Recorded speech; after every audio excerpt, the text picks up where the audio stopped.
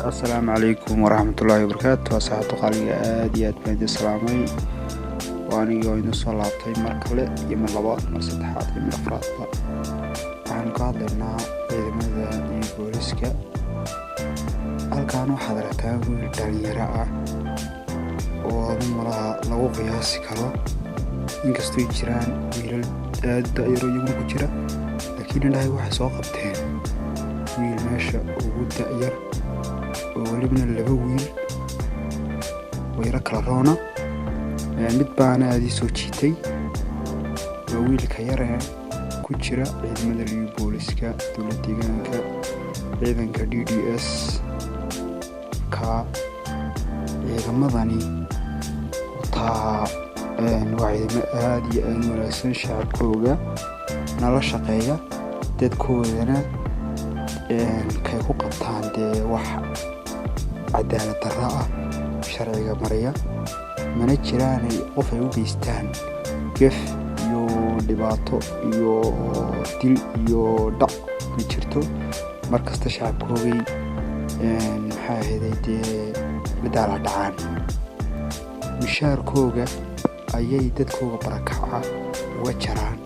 iyaga oo mishaarkooguna ku yaryahay ciidamadeenu aad iyo aad bay duwan yihiin xagga mishaar ahaan marka la eego insha Allah waxaan rajeynaynaa inaa wax fiican noo quudoono ciidamada Soomaalida oo dhan haday noqoto Somaliland Soomaaliya insha Allah ciidamada waxaan rajeynaynaa inaa lagu sameeyo meel walba joogaan dib u dhis wanaagsan xagga mishaarka inkastoo iskaga qanacsan yihiin iyagu way joogaan dalkoodii oo haddana lacagtan oo qaadanaya sagaal waxba laahay marka shacabka waxaan u sheegaynaa inay iyagu isxilqaamaan oo ay sameeyaan inay ciidanka hal iyo habeen u soo jeeda oo ay gaarka ka haya ee xuduudda jooga inay u mahadnaqaan horta Ilaahay mar labaadkana ciidanka marka ciidanka inaa markasta ciidanka iyo shacabku isku duubnaadaan yaa fiican si guul loo gaaro haday ciidanka iyo shacabku isku duuban yihiin guul baa la gaari haddii ayna isku duubnayn guul la gaari maayo ciidamada liyu booliska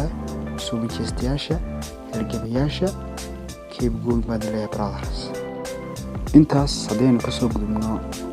ciidamadan wadaagtaan siday u qalabeysan yihiin iyo